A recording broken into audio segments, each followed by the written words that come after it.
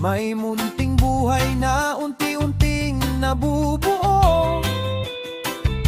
Nanginginig ang kamay nang sabihin sa ina, at luha ang unang naging sagot sa salita. Ang nobyo'y bata rin, hindi alam ang gagawin. Pareho silang takot sa bukas na haharapin.